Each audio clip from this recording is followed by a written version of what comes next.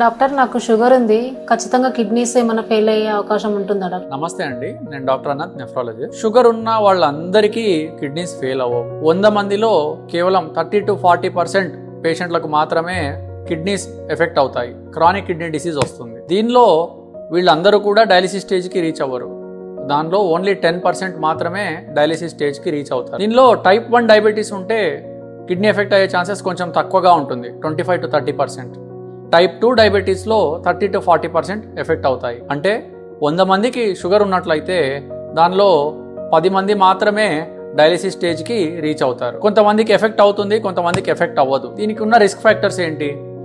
ఒకటి, sugar control ఎలా ఉంది, బ్లడ్ ప్రెషర్ కంట్రోల్లో ఉందా లేదా, జెనెటిక్ ఫ్యాక్టర్స్ ఏమైనా ఉన్నాయా, other risk factors like smoking, alcoholism ఇవేమన్నా ఉన్నాయా, వేరే నెఫ్రోటాక్సిక్ డ్రగ్స్ అంటే కిడ్నీ డ్యామేజ్ చేసే మందులు ఏమైనా వాడుతున్నారా, ఇవన్నీ ఫ్యాక్టర్స్ కూడా కిడ్నీ ఫెయిల్యూర్ డెవలప్ అవుతుందా లేదా అనే దాన్ని డిటర్మైన్ చేస్తాయి. అండ్ షుగర్ వల్ల కిడ్నీ ఎఫెక్ట్ అవ్వాలంటే 1 or 2 years లో అవ్వదు. Almost 10 years to 15 years uncontrolled sugars ఉన్నప్పుడు మాత్రమే క్రానిక్ కిడ్నీ డిసీజ్ అనేది డెవలప్ అవుతుంది.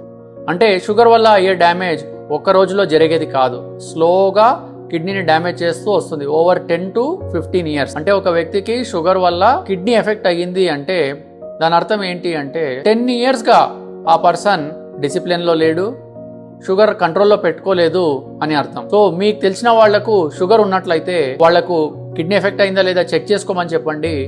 అండ్ ఒకవేళ ఎఫెక్ట్ అయ్యి ఉంటే అది ప్రోగ్రెస్ అవ్వకుండా ఒక నెఫ్రాలజిస్ట్ని కలిసి అడ్వైస్ తీసుకోమని చెప్పండి. Thank you.